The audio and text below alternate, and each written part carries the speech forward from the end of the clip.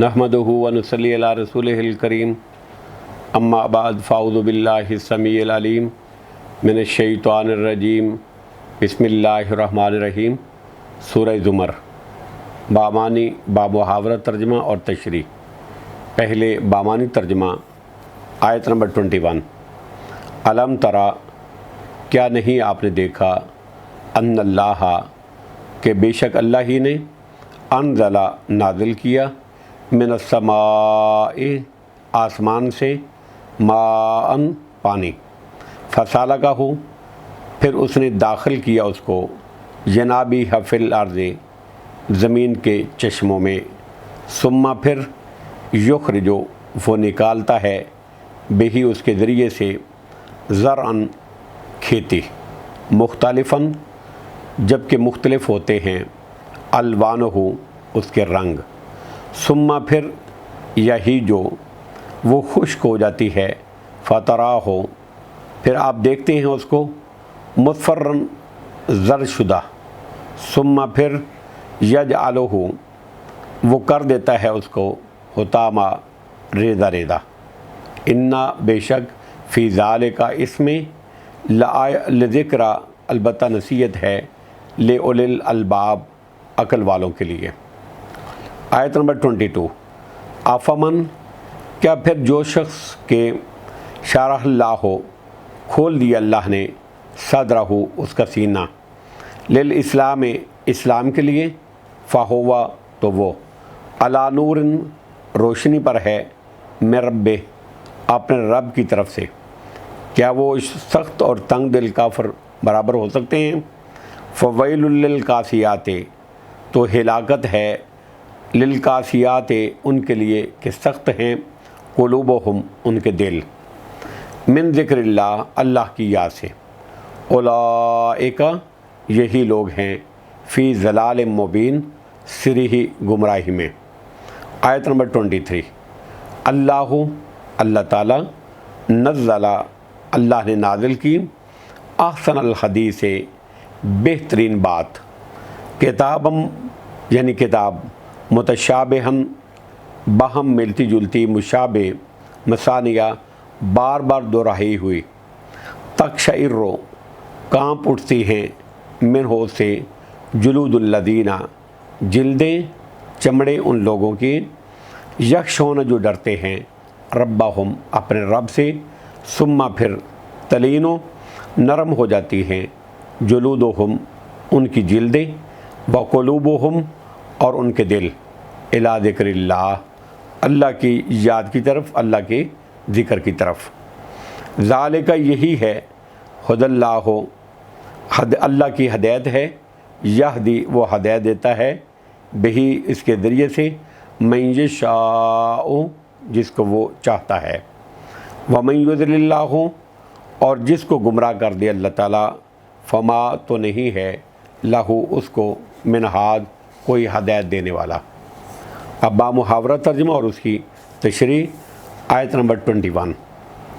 अलम तरा अन्नल्लाह अनज़ला मिनस्समाइ माअन, ए नबी अकरम सल्लल्लाहु अलैहि वसल्लम क्या आपने नहीं देखा कि बेशक अल्लाह ने आसमान से पानी नाज़िल किया, फसालगहु जनाबी हफ़िल अर्ज़े फिर उसको ज़मीनी चश्मों से जारी किया। जनाबिया यम्बाउन की जमा है, सोते चश्मे यानी बारिश के ज़रिए से पानी आसमान से उतरता है, फिर वो ज़मीन में जज़ब हो जाता है और फिर चश्मों की सूरत में निकलता है या तालाबों और नहरों में जमा हो जाता है। क्या आपने नहीं देखा कि बेशक अल्लाह ने आसमान से पानी नाज़िल किया, फिर उसको ज़मीनी चश्मों से जारी किया, सुम्मा युखरिजु बिही ज़रअम मुख्तलिफ़न अलवानो फिर उसके ज़रिए से खेती निकालता है, जबकि उसके रंग मुख्तलिफ़ होते हैं, मुख्तलिफ़न अलवानहु जबकि उसके रंग मुख्तलिफ़ होते हैं। यानी इस पानी से जो एक होता है उसका रंग एक होता है, अनवा व अक़साम की चीज़ें पैदा करता है, मुख्तलिफ़ किस्म की चीज़ें अल्लाह ताला पैदा फरमाता है, जिनका रंग, जिनका जायका, जिनकी अपने जिसामत خوشبو ایک دوسرے سے مختلف ہوتی ہے۔ ثم یہی جو فترہ ہو مصفرن ثم یجعلہ حطاما، پھر وہ پک کر خشک ہو جاتی ہے اور آپ اس کو زرد ہوئی دیکھتے ہیں۔ ثم یجعلہ حطاما، پھر میرا اللہ اس کو ریزہ ریزہ کر دیتا ہے، پھر اللہ اس کو ریزہ ریزہ کر دیتے ہیں۔ یعنی شادابی اور تر و تازگی کے بعد وہ کھیتیاں سوکھ جاتی ہیں اور زرد ہو جاتی ہیں، پھر ریزہ ریزہ ہو جاتی ہیں، جس طرح لکڑی کی ٹہنیاں خشک ہو کر ٹوٹ پھوٹ کا شکار ہو جاتی ہیں۔ ان فی ذالک لذکری لأولی الالباب، بے شک اس میں عقل والوں کے لیے نصیحت ہے۔ یعنی اہل دانش کے لیے، عقل والوں کے لیے اس سے سمجھ لیتے ہیں کہ دنیا کی مثال بھی اسی طرح ہے، وہ بھی بہت جلد زوال اور فنا سے ہمکنار ہو جاتی ہے۔ اس کی رونق، اس کی شادابی، اس کی زینت، اس کی لذتیں اور آسائشیں عارضی ہیں، جن سے انسان کو دل نہیں لگانا چاہیے، بلکہ اس کی موت کی تیاری میں مشغول رہنا چاہیے، جس کے بعد زندگی دائمی ہے، جس کو زوال نہیں ہے۔ بعض کہتے ہیں کہ یہ قرآن اور اہل ایمان کے سینوں کی مثال ہے، اور مطلب ہے کہ اللہ تعالیٰ نے آسمان سے قرآن نازل کیا، جس کو وہ مومنوں کے دلوں میں داخل فرماتا ہے، پھر اس کے ذریعے سے دین باہر نکالتا ہے جو ایک دوسرے سے بہتر ہوتا ہے۔ بس مومن تو ایمان اور یقین میں زیادہ ہو جاتا ہے، اور جس کے دل میں روگ ہوتا ہے وہ اس طرح خشک ہو جاتا ہے جس طرح کھیتی خشک ہو جاتی ہے۔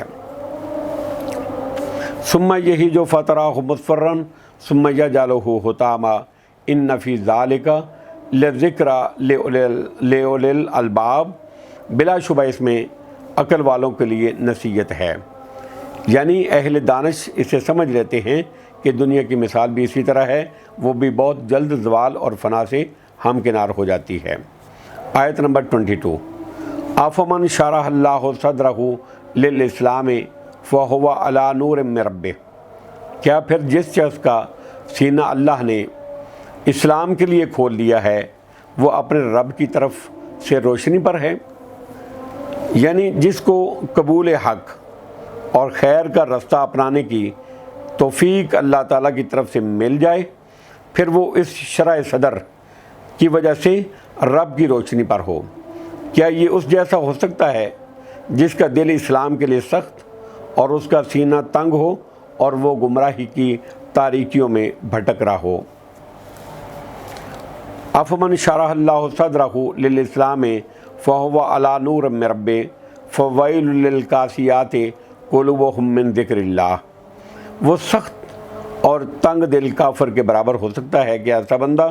چنانچہ ہلاکت ہے ان کے لیے جن کے دل اولئک فی ضلال مبین، جن کے دل اللہ کی یاد کے معاملے میں سخت ہیں، وہ کھلی گمراہی میں ہیں۔ آیت نمبر 23، اللہ نزل احسن الحدیث کتابا متشابہا مثانیہ تقشعر منہ جلود الذین یخشون ربہم، اللہ نے بہترین کلام نازل کیا جو ایک کتاب ہے باہم ملتی جلتی، بار بار دہرائے جانے والی۔ احسن الحدیث سے مراد قرآن مجید ہے۔ ملتی جلتی کا مطلب ہے اس کے سارے حصے حسن کلام، اعجاز و بلاغت، صحت و معنی وغیرہ میں خوبیوں میں ایک دوسرے سے ملتے ہیں، یا یہ بھی سابقہ پہلی کتب آسمانی سے ملتی ہے، یعنی ان کے مشابہ ہے۔ مثانیہ، جس میں قصص، واقعات اور مواعظ و احکام کی بار بار دہرایا جاتا ہے، جس سے ان لوگوں کے تقشعر منہ جلود الذین یخشون ربہم، جس سے ان لوگوں کے رونگٹے کھڑے ہو جاتے ہیں جو اپنے رب سے ڈرتے ہیں، کیونکہ وہ ان وعیدوں کو اور تحویف و تہدید کو سمجھتے ہیں جو نافرمانوں کے لیے اس میں موجود ہیں۔ ثم تلین جلودہم وقلوبہم الی ذکر اللہ، پھر ان کی جلدیں اور ان کے دل اللہ کی طرف نرم ہو کر مائل ہو جاتے ہیں۔ یعنی جب اللہ کی رحمت اور اس کے لطف و کرم کی امید ان کے دلوں میں پیدا ہوتی ہے تو ان کے اندر سوز و گداز پیدا ہو جاتا ہے اور وہ اللہ کے ذکر میں مصروف ہو جاتے ہیں۔ حضرت قتادہ فرماتے ہیں رضی اللہ تعالیٰ عنہ کہ اس میں اولیاء اللہ کی صفت بیان کی گئی ہے کہ اللہ کے خوف سے ان کے دل کانپ اٹھتے ہیں، ان کی آنکھوں سے آنسو رواں ہو جاتے ہیں، ان کے دلوں میں اللہ کے ذکر سے اطمینان نصیب ہوتا ہے۔ یہ نہیں ہوتا کہ وہ مدہوش اور حواس باختہ ہو جائیں اور عقل و ہوش باقی نہ رہے، مجنونیت کی حالت ان کے اوپر طاری ہو جائے، کیونکہ یہ بتیوں کی صفت ہے اور اس میں شیطان کا دخل ہوتا ہے۔ جس طرح آج بھی بتیوں کے قوالی میں اس طرح کی شیطانی حرکتیں عام ہیں جس کو وہ وجد و حال و یا سکر و مستی سے تعبیر کرتے ہیں۔